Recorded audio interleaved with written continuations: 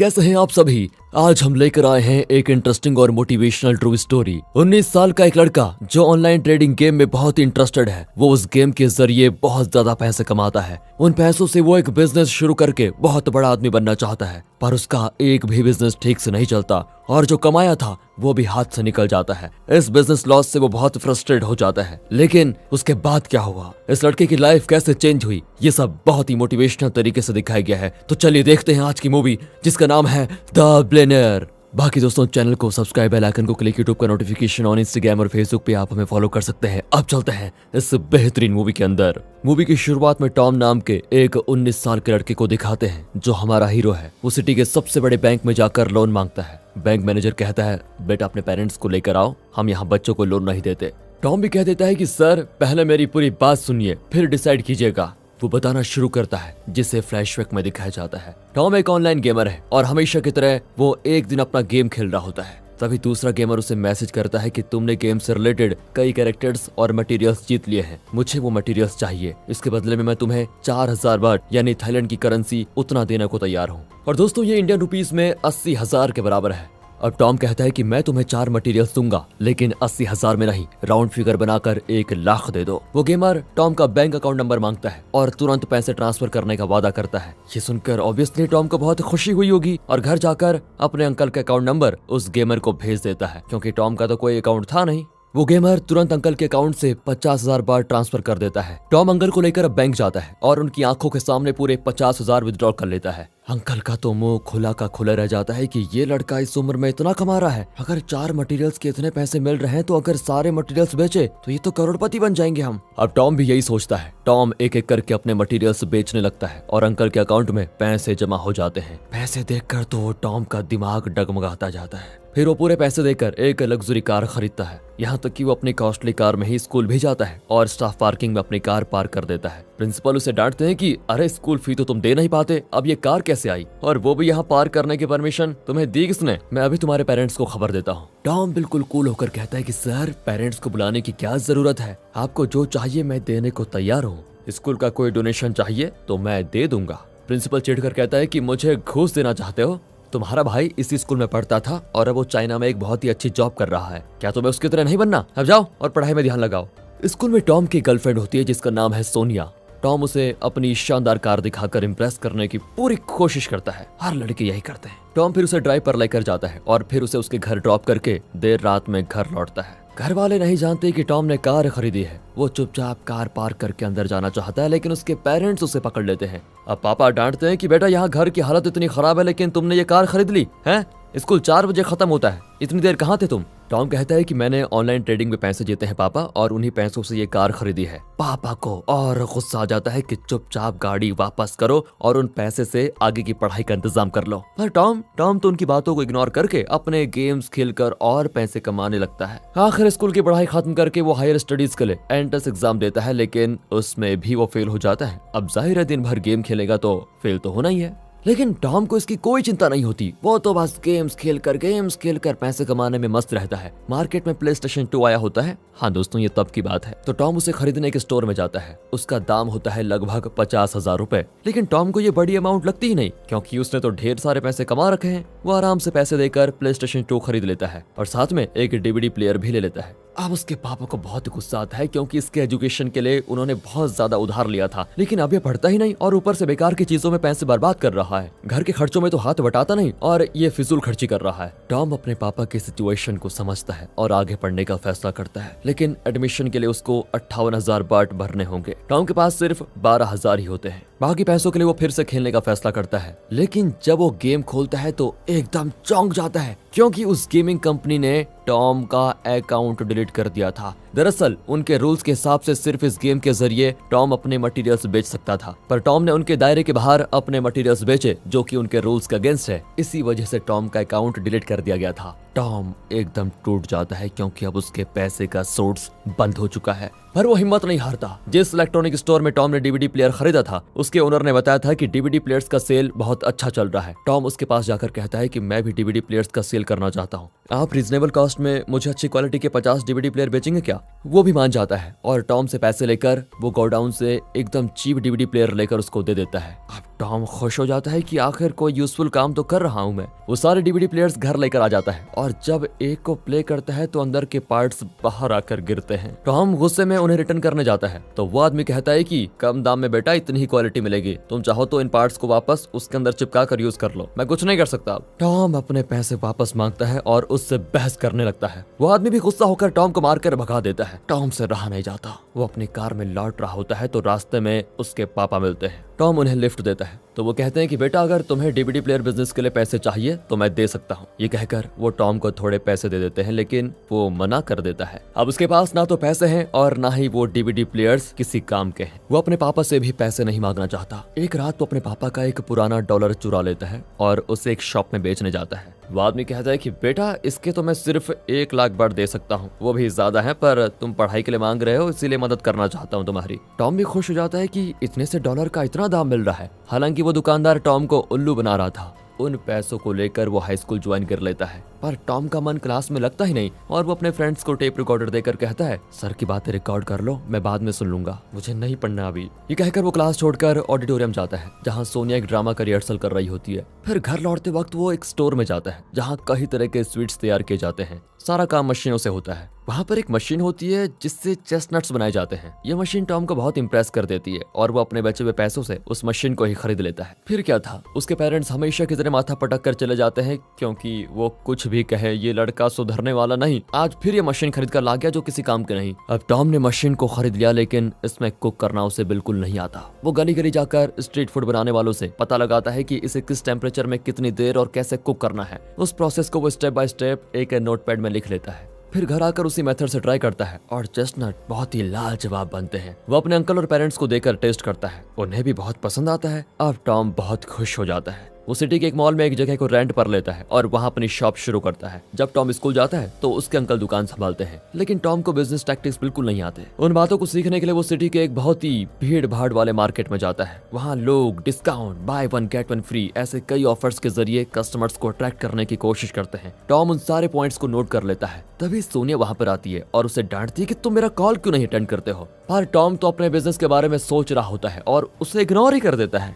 इतने में उसके अंकल कॉल करते हैं कि बेटा सुबह से मैं चिल्ला चिल्ला कर थक गया हूँ लेकिन एक भी कस्टमर नहीं आया। अब टॉम परेशान होकर मॉल में जाता है और मैनेजर से कहता है कि मुझे अपनी शॉप के लिए दूसरी जगह चाहिए क्योंकि इस कोने में लोग आते नहीं। वो भी कह देता है कि ठीक है लेकिन इसमें एक्स्ट्रा पैसा लगेंगे बेटा। टॉम भी उसे पैसे देकर शॉप की लोकेशन चेंज कर लेता है, लेकिन वहाँ पर भी वही हाल। ऐसी सिचुएशन में दोस्तों अगर आप होते तो आपका बिजनेस माइंड क्या कहता है कमेंट करके बताइए। पर टॉम को भी अभी उम्मीद है कि कल लोग आएंगे, कल नहीं तो परसों आएंगे, परसों नहीं तो एक दिन जरूर आएंगे। अगले दिन वो अंकल को शॉप में छोड़कर अपना एग्जाम देने जाता है, पर उसका ध्यान यहाँ लगता ही नहीं। वो सोचता रहता है कि शॉप में क्या हुआ होगा, कोई कस्टमर आया होगा या नहीं। तभी उसका फोन बजता है और वो देखता है कि अंकल कॉल कर रहे हैं। एग्जाम हॉल में फोन अलाउड नहीं होता लेकिन टॉम फोन को देखने लगता है। टीचर कहती है कि फोन रखो और पेपर पूरा करो। टॉम अब दुविधा में होता है कि एग्जाम इंपॉर्टेंट है या बिजनेस। वो बिजनेस चुनता है और बिना कुछ सोचे समझे बैग लेकर हॉल से निकल जाता है। वो मॉल में जाता है तो ये देखकर चौंक जाता है कि उसकी शॉप के आगे भीड़ लगी हुई है। लोग उसके चेस्टनट को बड़े चाव से खरीद कर खा रहे हैं। बिजनेस इतना अच्छा चलता है कि उन्हें और 2-3 मशीन्स खरीदनी पड़ती हैं और काम पे भी कुछ लोग रख लेते हैं। वो दैट इज सक्सेस। एक दिन सोनिया मॉल में आती है और तब उसे पता चलता है कि टॉम स्कूल ठीक से क्यों नहीं आता और वो एग्जाम हॉल से निकल क्यों गया। वो कहती है कि तुम पढ़ाई पूरी करो वरना तुम्हारा फ्यूचर खराब हो जाएगा। टॉम कहता है कि मैं जानता हूँ मैं क्या कर रहा हूँ, मुझे किसी भी तरह अपना बिजनेस डेवलप करना है ओनली। सब कुछ बहुत ही अच्छा चल रहा होता है लेकिन अच्छे काम में अड़चन तो आ ही जाती है। इनके मशीन से निकला हुआ धुआं मॉल की सीलिंग को खराब कर देता है। इंचार्ज आकर फिर वार्न करता है कि आज ही इसे पूरी तरह क्लीन कर दो वरना शॉप का कॉन्ट्रैक्ट कैंसिल करवा दूंगा। उस रात जब कस्टमर्स आने बंद हो जाते हैं तो टॉम उस जगह को साफ करके पेंट करने लगता है। अपने बेटे को इतनी मेहनत करते हुए देखकर टॉम की माँ भी उसकी मदद करती है। तो अभी सिक्योरिटी आकर कहता है कि मॉल बंद करने का टाइम हो गया है, आप कल आइए और यहाँ पर ये काम कीजिए।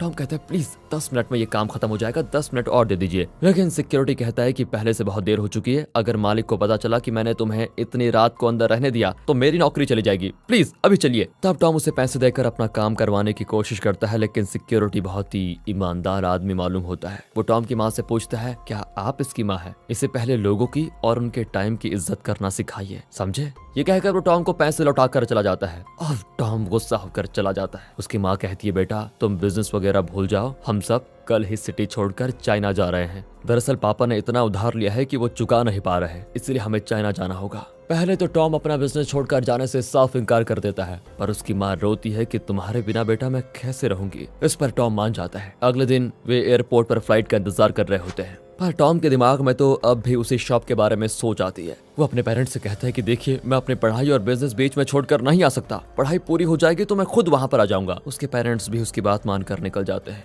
पापा कहते हैं कि बेटा अगर मैंने तुम्हें कुछ बुरा भला कह दिया हो तो प्लीज उसके लिए माफ कर देना। ये सुनकर टॉम उदास हो जाता है। अगले दिन मॉल में एक और प्रॉब्लम आती है। कल रात जो टॉम ने पेंट किया था वो पिघलकर वहां के दूसरे प्रोडक्ट्स पर गिर जाता है और उनका बिजनेस खराब हो जाता है। तंग आकर मॉल का मैनेजर इनका कॉन्ट्रैक्ट ही कैंसिल कर देता है। टॉम बहुत परेशान हो जाता है कि दुविधा पे दुविधा आ रही है, क्या करूं। तभी वो देखता है कि उसके घर के गेट पर एक नोटिस चिपका हुआ है। दरअसल ये सरकारी नोटिस है। टॉम के पापा पर भारी कर्ज था और इसमें लिखा हुआ है कि अगर कर्ज नहीं चुकाया तो घर जब्त कर दिया जाएगा। बिजनेस तो बंद हुआ ही, अब घर भी हाथ से निकल जाएगा। टॉम मायूस होकर बाहर आता है तो सोनिया उसको देख लेती है। वो उसे डांटती है कि तुम्हें आखिर हो क्या गया है, मेरा कॉल क्यों नहीं उठाते तुम, आइंदा मुझसे बात मत करना। पर टॉम उसे गले लगाकर फूट फूट कर रोने लगता है। सोनिया समझ जाती है कि ये परेशान है और पूछती है कि प्रॉब्लम क्या है। फिर टॉम उसको सारी बात बताता है तो वो कहती है कि बिजनेस जब चलेगा तब चलेगा, तुम परेशान मत हो और वापस अपने स्टडीज पर ध्यान दो, कुछ भी हो जाए मैं तुम्हारे साथ रहूंगी। अब सोनिया टॉम को थोड़ी हिम्मत देती है। सोनिया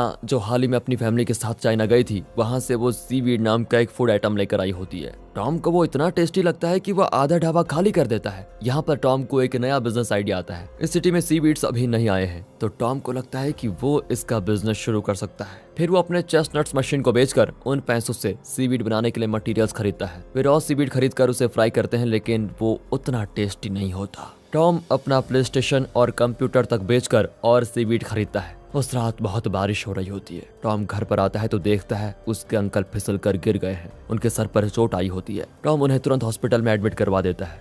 शुक्र है उनकी जान को खतरा नहीं। अब अंकल तो नहीं है उसके साथ फिलहाल, तो टॉम को सारा काम खुद करना पड़ता है। वो फिर से सारे सीवीड को फ्राई करता है, लेकिन अब भी वो टेस्ट नहीं आता। अब टॉम करे तो करे क्या करे। तभी वो नीचे पड़ा हुआ एक सीवीड पैकेट देखता है जो कल रात बारिश में भीग गया था। बाकी तो बर्बाद हो ही गया, चलो इसे भी फ्राई करके देख लेते हैं। ये सोचकर वो उस बचे हुए पैकेट को फ्राई करता है। टॉम ने बिल्कुल भी एक्सपेक्ट नहीं किया था कि ये इतना टेस्टी होगा। तब टॉम सीखता है कि इसके टेस्ट का रहस्य है नमी। नमी हो तो इसका टेस्ट उभर कर आता है। अब टॉम अंकल को ये खुशखबरी सुनाता है और उन्हें एक सीवीड टेस्ट करने के लिए देता है। एक बाइट लेते ही अंकल एकदम खुश हो जाते हैं। अब ये लोग नया बिजनेस शुरू कर सकते हैं। टॉम उसी मॉल में फिर से परमिशन लेकर सीवीड का शॉप लगाता है। यहाँ के मार्केट में सीवीड को उतना बढ़ावा नहीं दिया जा रहा था, तो इनका प्रोडक्ट सबको नया लगता है। इसे टेस्ट करके सब इसे खरीदने लगते हैं। फिर से इनका बिजनेस जोरों शोरों पर चलने लगता है। टॉम का अब एक ही लक्ष्य बन चुका है कि वो इतने पैसे कमाएगा जिससे कि उसके पापा का वो घर वापस इन्हें मिल जाए और फिर उस घर में अपने पेरेंट्स के साथ वो रहे। टॉम के बर्थडे पर उसकी माँ कॉल करके विश करती है और पूछती है, बेटा स्कूल कैसा चल रहा है और एग्जाम्स कब है। टॉम झूठ कहता है कि माँ सब कुछ अच्छा चल रहा है और जल्दी एग्जाम्स भी हो जाएंगे। हालांकि वो तो स्कूल जा ही नहीं रहा था, दिन भर सीवीड का बिजनेस चला रहा था। फिर उसके पापा पूछते हैं कि बेटा एग्जाम खत्म करके जल्दी आ जाओ, हम तुम्हें बहुत मिस करते हैं। ठीक है पापा। ये कहकर वो पूछता है कि आपको कितना लोन चुकाना था। टॉम को लगा कि शायद 1 मिलियन बात होगा जिससे वो कमा कर भरपाई कर देगा, पर उसके पापा कहते हैं कि बेटा मैंने अब तक 40 मिलियन का लोन लिया है। ये सुनकर तो टॉम उम्मीद ही खो देता है। वो घर जाकर म्यूजिक सुनने लगता है तो टेप रिकॉर्डर की बैटरीज खत्म हो जाती हैं। फिर वो एक दुकान से नई बैटरीज लेकर बाहर आता है तो उनके कवर पर 7-Eleven कंपनी का लोगो दिखता है। ये एक बहुत बड़ी कंपनी है जिसकी दुनिया भर में कई ब्रांचेस हैं। अगर इस कंपनी को मैंने अपना प्रोडक्ट सप्लाई किया तो मेरा प्रोडक्ट दुनिया भर में पहुंचेगा और मेरा बिजनेस कई गुना ज्यादा बढ़ेगा। अगले ही दिन टॉम अपना प्रोडक्ट लेकर उस कंपनी में जाता है। एक और आदमी अपना प्रोडक्ट डेमो देता है। टॉम उसे ध्यान से ऑब्जर्व करता है कि वो कैसे अपने प्रोडक्ट्स बेच रहा है। टॉम भी उसी की तरह प्रैक्टिस कर लेता है। बहुत देर के बाद मैनेजर उससे मिलती है और कहती है, मुझे अपना प्रोडक्ट दिखाओ जरा। टॉम उसे एक पैकेट देता है तो वो कहती है कि इसमें कोई ढंग का डिजाइन नहीं है और ऊपर से कवर बहुत ही बड़ा है। लोग अट्रैक्टिव डिजाइन वाला छोटा कवर खरीदना पसंद करते हैं, इसलिए हम तुम्हारे प्रोडक्ट्स नहीं ले सकते। ये कहकर वो टॉम के प्रोडक्ट को कर देती है रिजेक्ट। टॉम बेचारा फिर मायूस होकर घर आता है। सोनिया उसे कई बार कॉल कर चुकी थी लेकिन वो रिस्पॉन्ड नहीं कर रहा था। वो टॉम के घर आ गई। वो डांटती है कि यार तुम एक के बाद एक बिजनेस करने के चक्कर में पढ़ाई को छोड़ रहे हो, तुम्हारा फ्यूचर क्या होगा। पर टॉम कहता है कि तुम्हारी मर्जी से मैं जी नहीं सकता, अगर तुम्हें मेरे ढंग पसंद नहीं आए तो मुझे छोड़ दो। ये कहकर वो गुस्से में गेट बंद करके चला जाता है। इस बात पर दोनों के बीच दरार पड़ जाती है। अब टॉम एक एजेंसी में जाता है जो पैकेजिंग करती है। टॉम फिर उन्हें अपने प्रोडक्ट के बारे में बताता है और अपने प्रोडक्ट के लिए एक अट्रैक्टिव और छोटा कवर डिजाइन करने को कहता है। उन कवर्स को वो अपने प्रोडक्ट को पैक करके वो फिर 7-Eleven की मैनेजर से मिलने जाता है, लेकिन वो शाम तक टॉम को इंतजार करवाती है। टॉम समझ जाता है कि वो जानबूझकर उसे अपॉइंटमेंट नहीं दे रही। वो तंग आकर वहां से निकल जाता है और लिफ्ट में सिक्योरिटी को पूरा बॉक्स देकर चला जाता है। लिफ्ट में रखे बॉक्स को उस कंपनी के कुछ एम्प्लॉयज देख लेते हैं और एक पैकेट खोलकर खाते भी हैं। उसका टेस्ट सभी को पसंद आता है और देखते देखते लगभग सारे पैकेट्स खत्म हो जाते हैं। आखिर में जब मैनेजर घर जा रही होती है तो लिफ्ट में सिर्फ एक पैकेट बचा होता है। मैनेजर उसे टेस्ट करती है तो हक्की बक्की रह जाती है, इतना बढ़िया टेस्ट। अगले दिन वो टॉम को इनवाइट करती है और अपने मीटिंग में कहती है कि ओके, हम सब तुम्हारा प्रोडक्ट टेस्ट कर चुके हैं और वो लाजवाब भी है, हम तुम्हारे साथ बिजनेस करना चाहते हैं। टॉम की लगन और नेवर गिव अप एटीट्यूड आपको इंस्पायर करता है दोस्तों, तो वीडियो को लाइक जरूर कीजिए। अब मैनेजर कहती है कि 1 महीने में हमें 72,000 पैकेट्स चाहिए, क्या तुम रेडी कर पाओगे?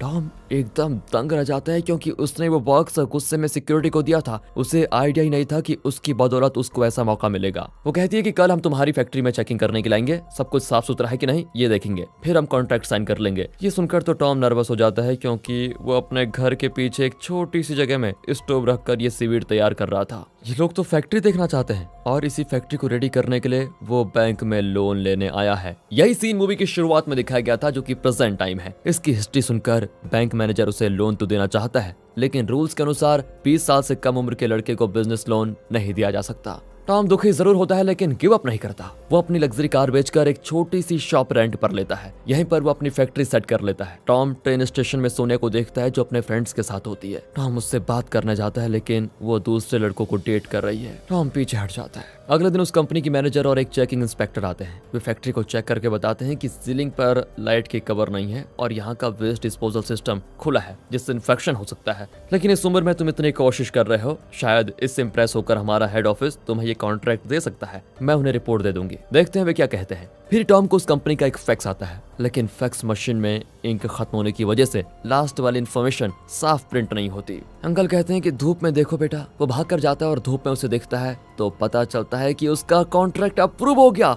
बस ये देखकर टॉम की आंखें नम हो जाती है कि उसकी मेहनत बेकार नहीं गई। 1 महीने की मेहनत के बाद 72,000 पैकेट्स रेडी हो जाते हैं और कल सुबह इन्हें उस कंपनी को डिलीवर करना होगा। रात को ही सारी पैकिंग हो जाती है और वे उन्हें गाड़ी में लोड करते हैं। टॉम अपने अंकल को खुशी से गले लगा लेता है कि आप ना होते तो मैं कुछ नहीं कर पाता। जब टॉम के पेरेंट्स ने टॉम पर विश्वास नहीं किया तब अंकल ही थे जो उस पर भरोसा कर रहे थे। उन्हें पता था ये जरूर कुछ करके दिखाएगा। अंकल कहते हैं कि बेटा ये तेरी लाइफ की पहली कामयाबी है, इसे सेफली उस कंपनी में पहुंचा देना बेटा। टॉम भी निकल पड़ता है लेकिन गोडाउन जाने में थोड़ा लेट हो जाता है और वहां का इंचार्ज उसे अंदर अलाउ करता ही नहीं। टॉम बेचारा रोने लगता है कि प्लीज 1 महीने की मेहनत है सर, रातों रात की नींद खोकर मैंने ये तैयार किया है। इस छोटी उम्र में उसकी लगन देखकर वो आदमी जरा पिघल जाता है और उसके लोड को अंदर ले लेता है। अब टॉम के प्रोडक्ट्स दुनिया भर के कोने कोने में पहुंचेंगे। टॉम के मन में एक सेंस ऑफ अचीवमेंट्स होता है और वो खुश होकर अपने पापा को कॉल करता है। कहता है पापा आप माँ को लेकर जल्दी से वापस आ जाइए, अब सब कुछ अच्छा होने वाला है। और दोस्तों इसी के साथ ये मोटिवेशन खत्म होता है